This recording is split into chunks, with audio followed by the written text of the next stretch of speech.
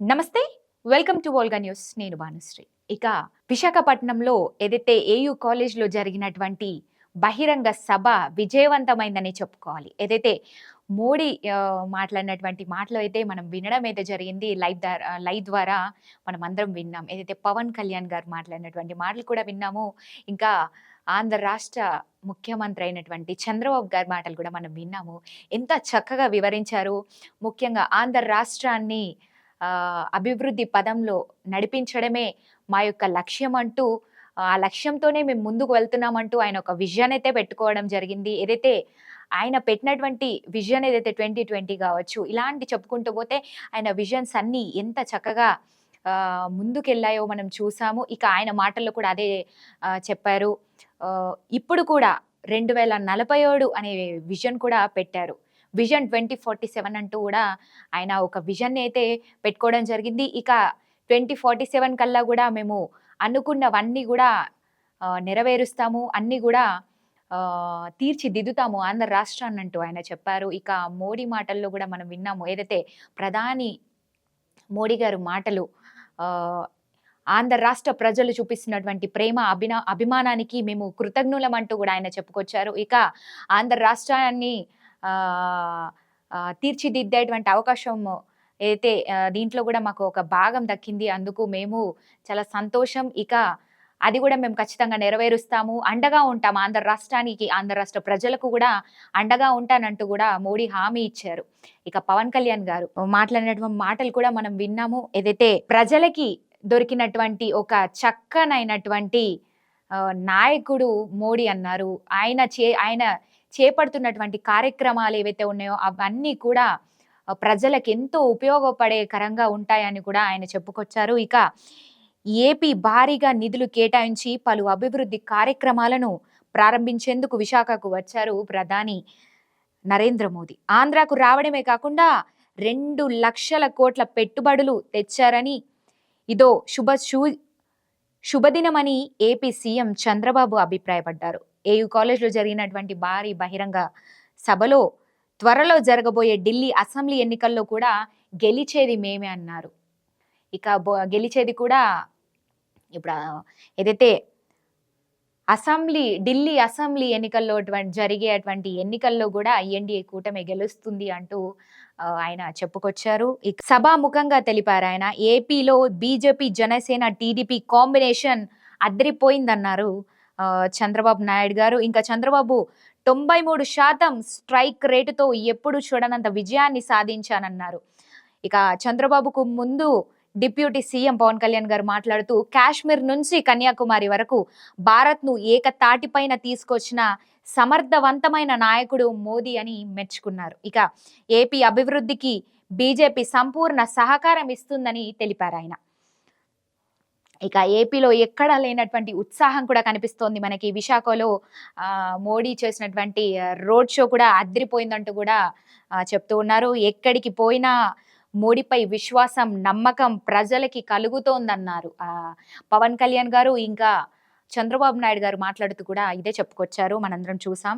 ఇక 2,00,000 కోట్ల అభివృద్ధి పనులు కూడా ప్రారంభం కావడం తన జీవితంలోనే ఎప్పుడు చూడలేదన్నారు ఆయన. ఇక విశాఖ ప్రజల చిరకాల వాంఛ అయిన రైల్వే జోన్ కళ నెరవేరిందని సీఎం చంద్రబాబు నాయుడు గారు చెప్పారు. ఇక ఏపీ ప్రజల ప్రేమ, అభిమానానికి కృతజ్ఞతలన్నారు ప్రధాని మోదీ.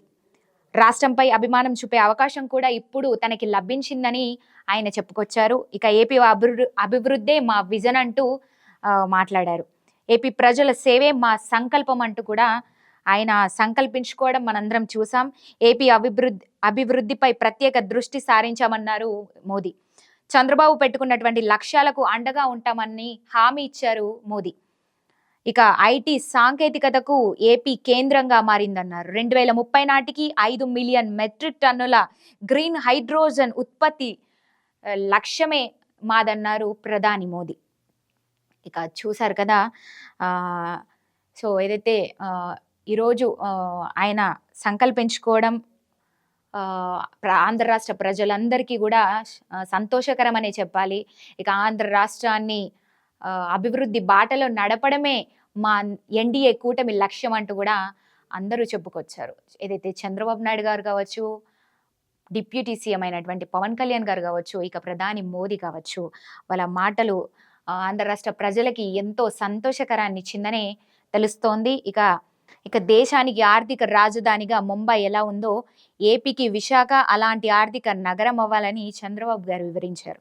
మోదీని స్ఫూర్తిగా తీసుకొని నిత్యం ముందుకు వెళ్తున్నామన్నారు ఆయన. త్వరలో అమరావతికి రావాలని ప్రధానిని కోరుతున్నారు.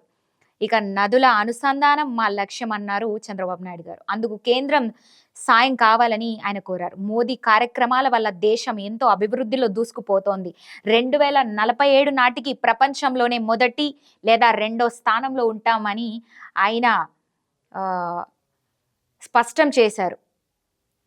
రాష్ట్ర విభజన తర్వాత అనేక ఇబ్బందులు ఎదుర్కొన్నాం, అయినప్పటికీ కేంద్రం సాయంతో నిలదొక్కుంటున్నామని చెప్పుకొచ్చారు. ముందుకెళ్తున్నాం, సూపర్ 6 హామీలని అమలు చేసే బాధ్యత మాది అంటూ ఆయన పిలుపునిచ్చారు. ఇక కేంద్రం అండతో రాష్ట్రంలో పెట్టుబడులు ఉప్పొందుకుంటున్నాయి, అన్ని ప్రాంతాల సమగ్ర అభివృద్ధి జరుగుతోంది, కూటమి ప్రభుత్వం లక్ష్యం అంటూ ఆయన చెప్పుకొచ్చారు. రాష్ట్రంలో 20 లక్షల ఉద్యోగాలు ఇచ్చే బాధ్యత కూడా మాదే అన్నారు ఆయన. కొప్పర్తి, ఒర్వకల్లు పారిశ్రామిక ప్రాంతాలుగా మారుతున్నాయి. అరకు కాఫీని మోదీ బాగా ప్రచారం చేస్తున్నారు. ఏ సమస్య చెప్పినా వెంటనే అర్థం చేసుకుంటారు, వెంటనే సహకరిస్తారు, ఆయన వెంటనే పనులు చేసి పెడతారు అంటూ కూడా చంద్రబాబు నాయుడు గారు చెప్పుకొచ్చారు. ఇక ఏ పనులనైనా వెంటనే జరిగేలా కూడా చొరవ చూపిస్తారని మెచ్చుకున్నారు. గతంలో ఏ ప్రధాని కూడా ఇంతలా చొరవ చూపలేదు, కానీ మన దేశానికి సరైన సమయంలో సరైన ప్రధాని ఉన్నారు అని చంద్రబాబు నాయుడు గారు కొనియాడారు. గవర్నర్ జస్టిస్ అబ్దుల్ నజీర్, కేంద్ర మంత్రి రామ్మోహన్ నాయుడు, డిప్యూటీ సీఎం పవన్ కళ్యాణ్, మంత్రులు లోకేష్, అనిత, టీజీ భరత్, పలువురు ఎంపీలు, ఎమ్మెల్యేలు కూడా ఈ కార్యక్రమంలో పాల్గొని విజయవంతం చేశారని తెలుస్తోంది మనకి. ఇక చూడాలి ఆంధ్ర రాష్ట్రం ఎంత ముందుకి వేగంగా దూసుకు వెళ్తోంది, ఆయన విజన్ ఏ విధంగా ఉంది, ఆయన పెట్టేటువంటి విజన్లు ఏ విధంగా ఉంటాయో మనందరికీ తెలుసు. ఇక ఆయన విజన్ ఒక్కటే 2047. మరి ఆనాటికి ఆంధ్ర రాష్ట్రాన్ని తీర్చిదిద్దే బాధ్యత మాది అంటూ కూడా ఆయన బాధ్యతలైతే చేపట్టారు. ఇంకా చూడాలి, ఆంధ్ర రాష్ట్ర ప్రజలైతే కొంత సంతోషకరమే వ్యక్తపరుస్తున్నారు. మరి ఈరోజు జరిగినటువంటి మహాసభ విజయవంతమైందనే తెలుస్తోంది.